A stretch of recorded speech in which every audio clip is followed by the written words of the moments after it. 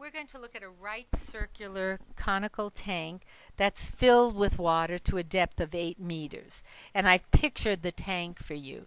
The apex or point is downward. The base radius is 4 meters.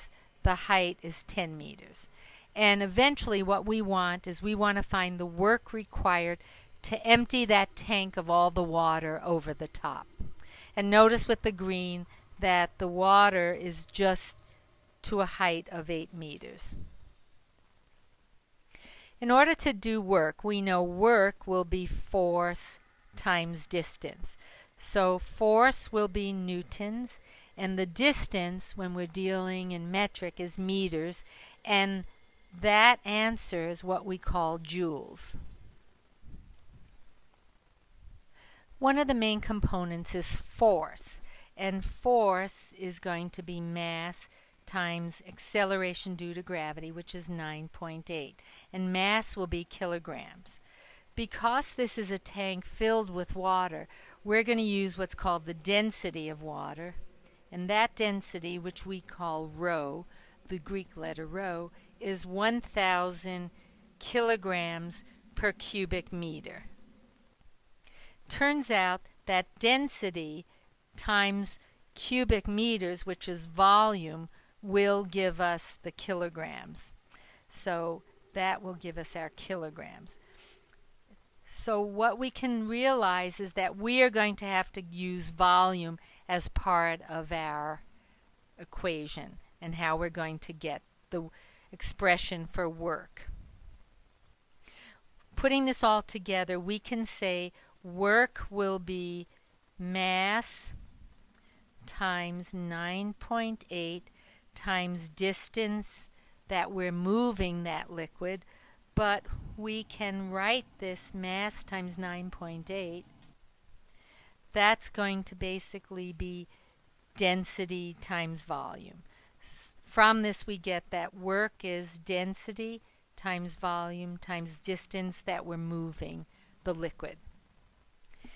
And of course the 9.8 is going to be in there because that's going to be needed.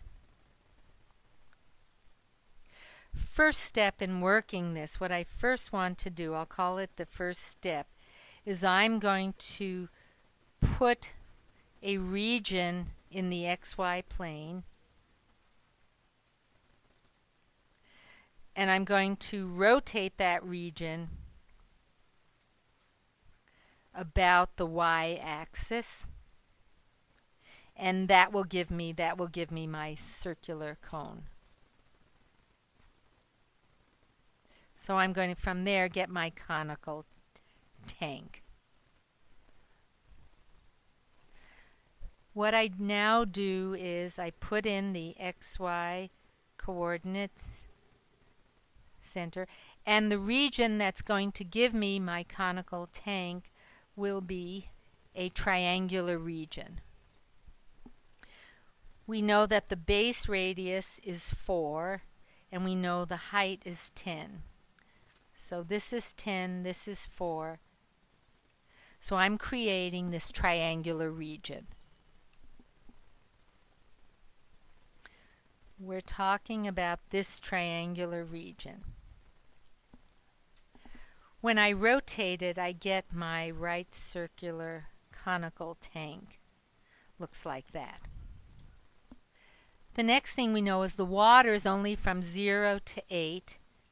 So I'm really looking at this region here where this is from 0 to 8.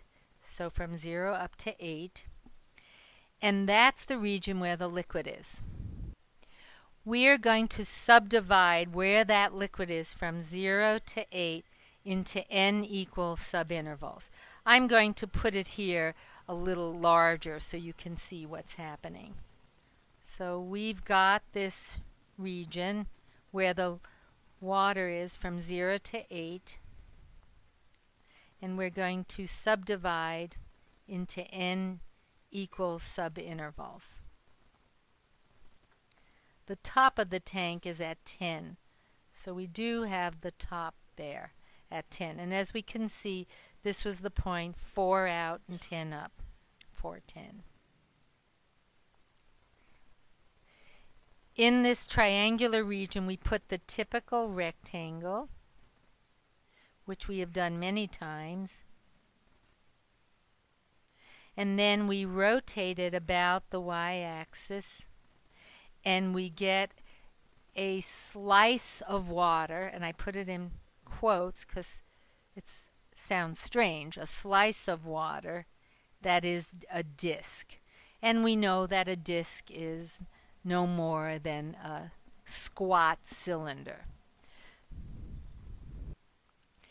We want to find the work it's going to take to move that slice of water up over the top of the cylinder.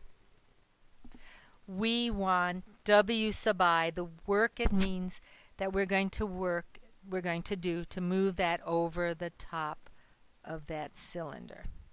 And according to the formula we created, that work will be density times V sub I, the volume of that slice of water, which is a disk or cylinder of water, times D sub I.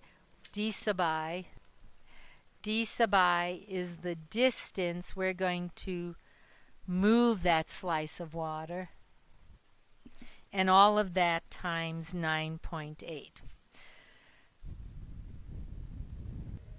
Looking at this, I need to come up with V sub I and D sub I. I already know from water what rho the density is. That's 1,000. And I can actually put those together.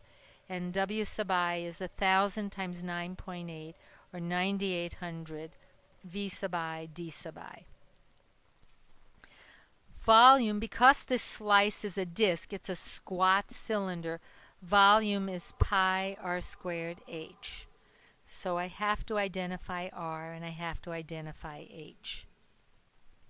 Identifying this is my r, and that's just x sub I. And of course, the height of that cylinder is delta y. But I look at this and I realize I have to come up with an expression for x in terms of y. We can't mix x with delta y.